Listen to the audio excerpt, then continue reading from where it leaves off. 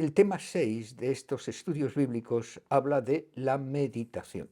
La semana pasada hablamos de la lectura bíblica y también del estudio bíblico. Son fundamentales en nuestro crecimiento cristiano y son dos disciplinas que todos nosotros debemos incorporar en nuestra vida.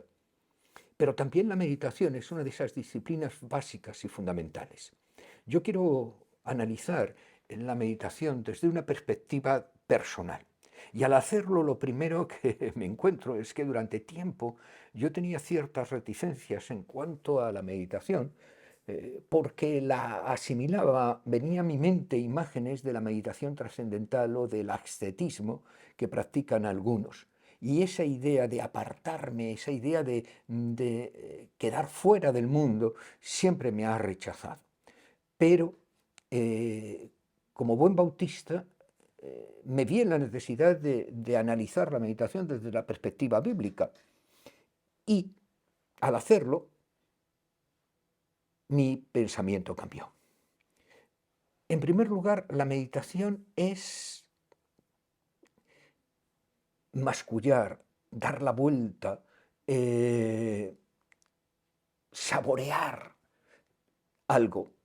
Las dos palabras que aparecen en la Biblia, en el Antiguo Testamento, y que se traducen como meditación, tienen el concepto de mascullar, de dar vueltas, como cuando estamos en la boca con un alimento y lo saboreamos y lo damos vueltas y lo damos vueltas dentro de la boca hasta que después terminamos engulléndolo. La meditación es una conversación interna, es una conversación interna, una conversación de la mente que nos impulsa a actuar. Podríamos también definirla como un susurro del corazón. Ahora, vemos que en la Biblia aparece la meditación con cierta frecuencia en el Antiguo Testamento y bastante menos en el Nuevo Testamento.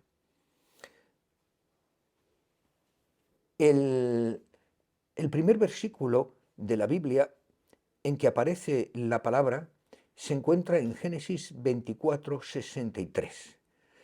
Isaac estaba esperando a su esposa, que venía, esposa que no conocía, que era de la familia de su madre, y dice que había salido Isaac al campo a meditar a la hora de la tarde, y alzando sus ojos vio los camellos que venían.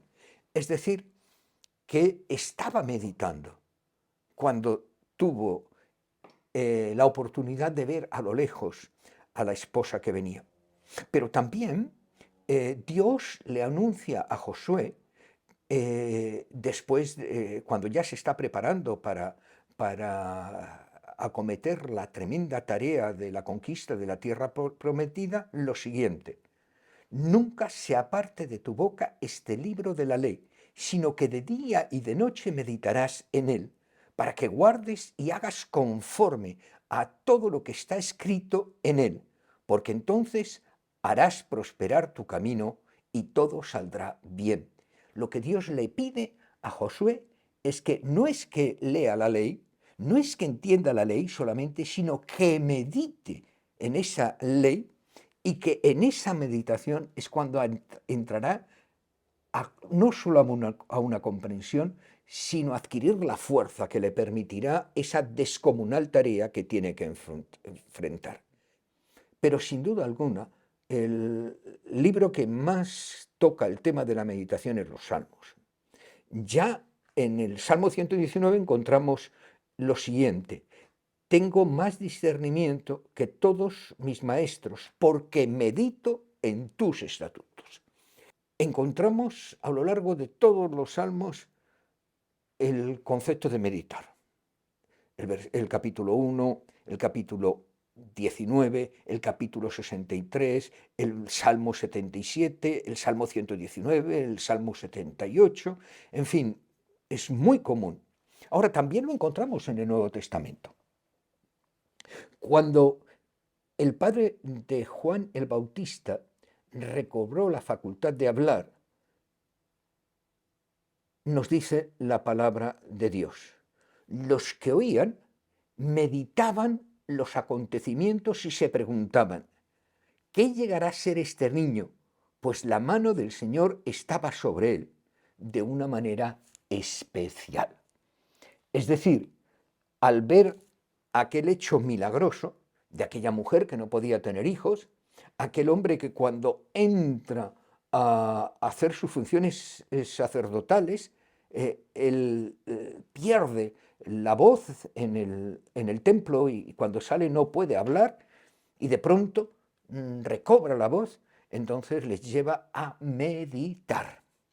Pero también vemos que cuando Pedro está en Jope y tiene la visión de aquel lienzo que baja del cielo con todo tipo de animales y el Señor le dice mata y come y entonces dice que no y el Señor le dice que no llame inmundo aquello que Él ha santificado, dice a continuación, pero Pedro seguía meditando en esta visión y el Espíritu le dijo, he aquí 3 hombres te buscan. Podríamos tocar otros versículos y podríamos hablar, pues por ejemplo, de Santiago en capítulo 1, versículo 25. Dichoso en cambio quien se entrega de lleno a la meditación de la ley perfecta, la ley de la libertad, y no se contenta con oírla para luego olvidarla, sino que la pone en práctica. Perfecta ley es el objeto de la meditación. Dichoso, en cambio, quien se entrega de lleno a la meditación de la ley. Y esto nos lleva directamente al objeto de la meditación. ¿A qué es y qué no es la meditación? En primer lugar, nosotros tenemos que decir que la meditación no es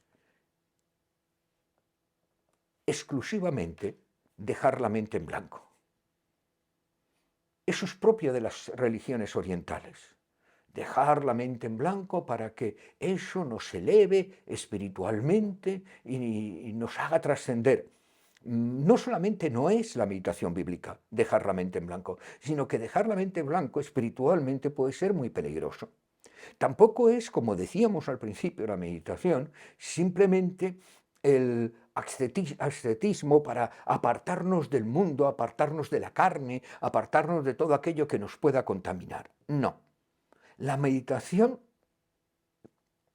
bíblica tiene la característica de que el objeto es Dios y su palabra.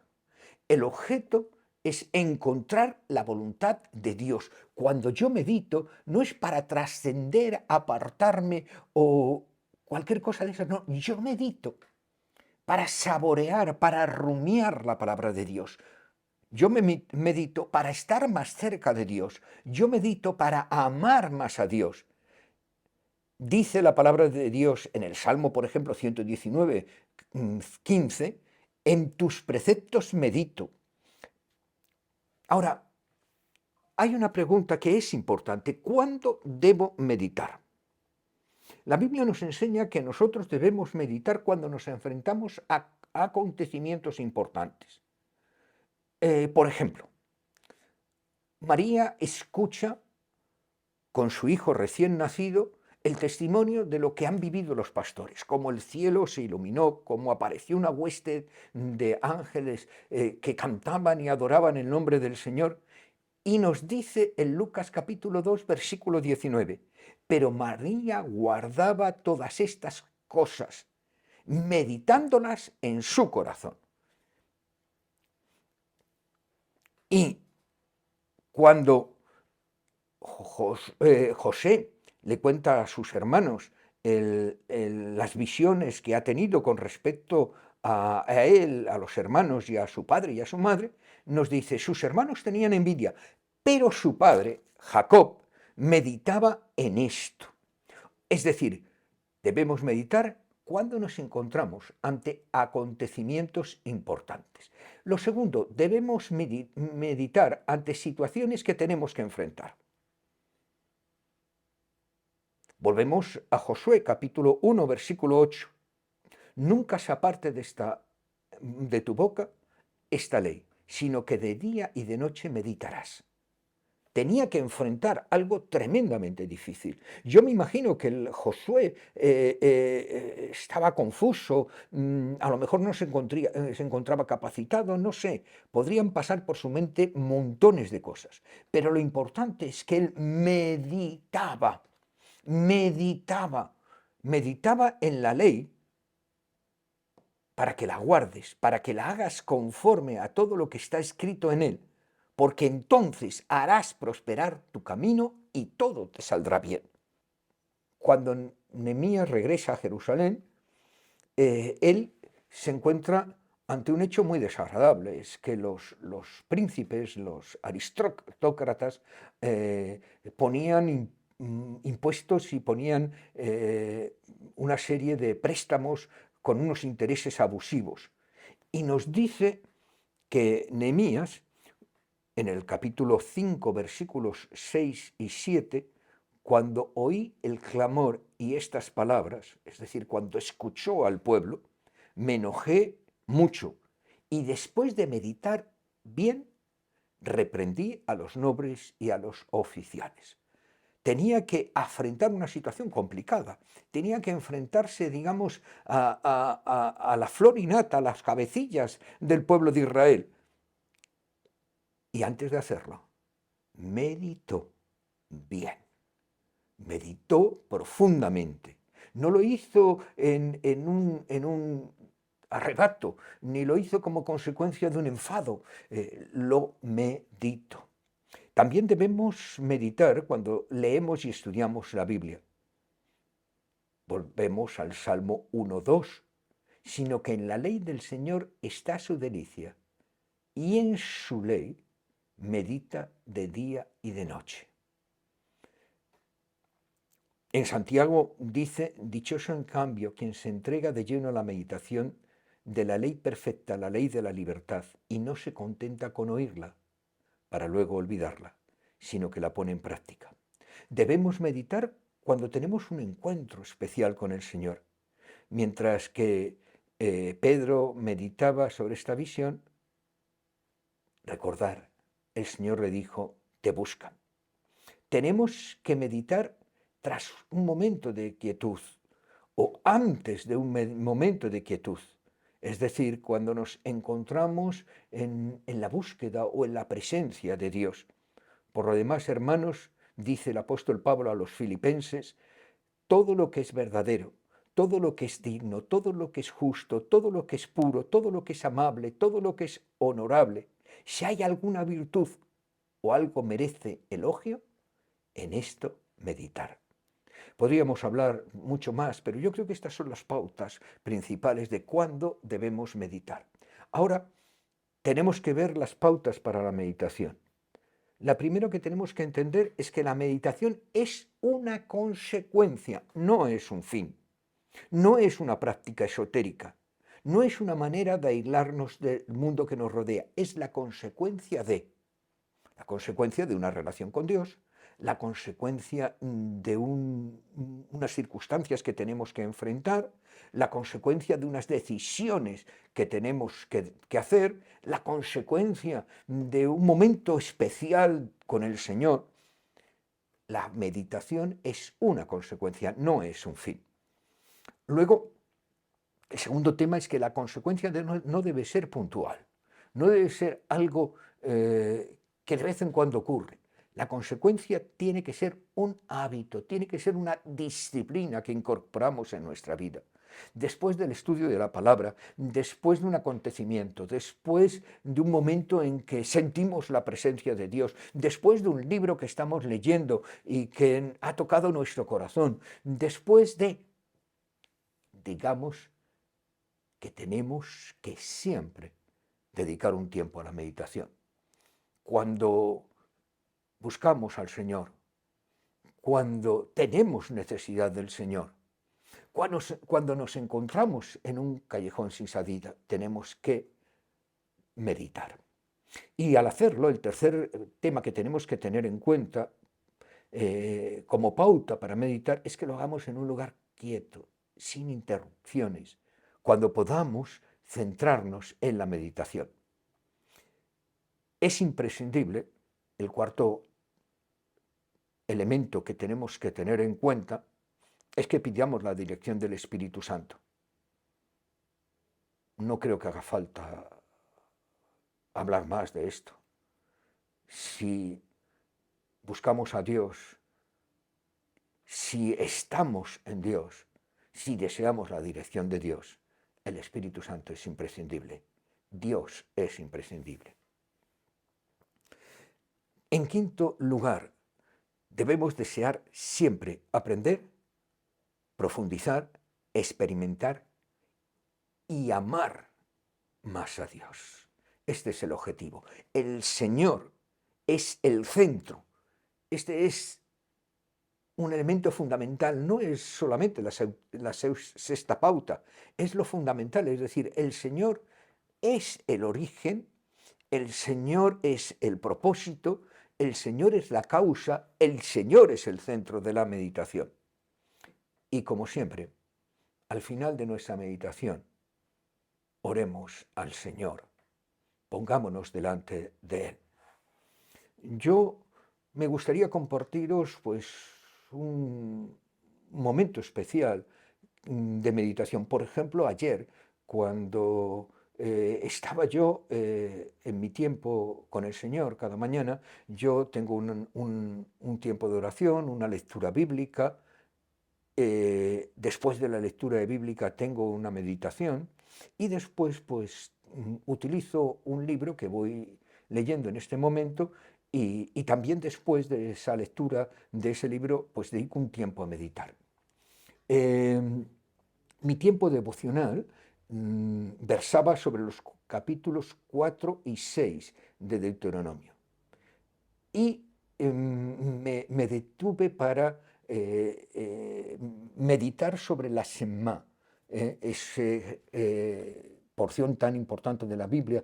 Oye Israel, Jehová, tu Dios uno es, y le amarás con todo tu corazón, con toda tu mente, con todo tu ser, que está en el capítulo 5, versículos 4 y 6, y tuve un tiempo de meditación. Realmente me llenó muchísimo porque me dio una nueva perspectiva de la Shema, es decir,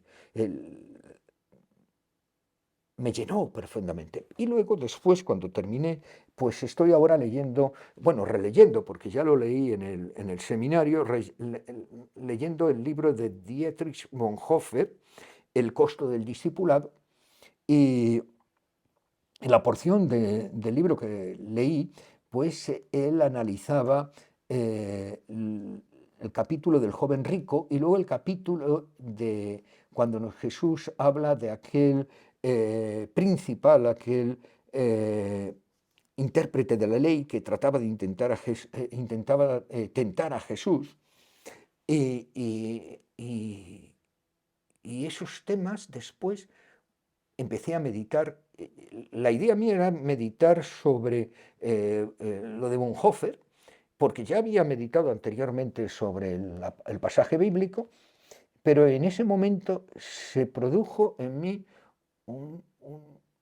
una visión diferente. El Señor me llevó a interrelacionar la Xemá con el pasaje del joven rico y con el pasaje del el hombre el intérprete que intentaba tentar a Jesús, y se produjo una especie de luz, de entendimiento que nunca antes había tenido al interrelacionar estos pasajes y ver cómo en la Biblia del Antiguo Testamento y el Nuevo Testamento hay un hilo conductor con la palabra de Dios que interrelaciona.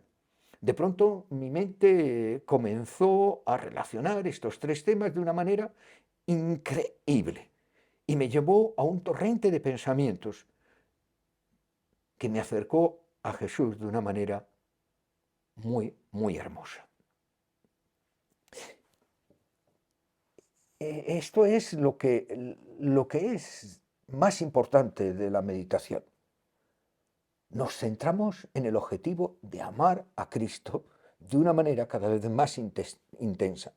Meditar la palabra es una herramienta, no es un fin, es una herramienta, es una conclusión valiosísima que es muy difícil de reemplazar. Estoy convencido que la meditación vacía o la meditación que incluya la repetición de nombres de dioses falsos es muy peligrosa y está abierta al mundo de las tinieblas. Pero la meditación bíblica es realmente fundamental. Cuando el centro de la meditación es Dios y su palabra, todo es diferente. Ya no es dejar la mente vacía. Ya no es buscar aislarle del mundo, sino acercarme, intimar, relacionarme con Dios. Y Dios es el único que puede saciarte. Solo Él puede llenar el cofre de tu tesoro. Solo Él te puede dar deleite, gozo inigualable, amor inexplicable, paz ilimitada, gracia infinita. Hay una serie de preguntas que me gustaría que os hicierais en los diferentes ADNs y trataréis de responder. ¿Es la meditación una de tus disciplinas espirituales hoy? Si no lo es, ¿estás dispuesta a incorporar la meditación entre tus disciplinas espirituales? Y si no sabes cómo hacerlo, busca ayuda para lograrlo. Búscalo en tu ADN o en el liderazgo de la Iglesia. Y por último, me gustaría recomendarte encarecidamente que leyeras el bosquejo que aparece junto con los vídeos del tema número 6. Es muy interesante y te va a ayudar. Que Dios os bendiga.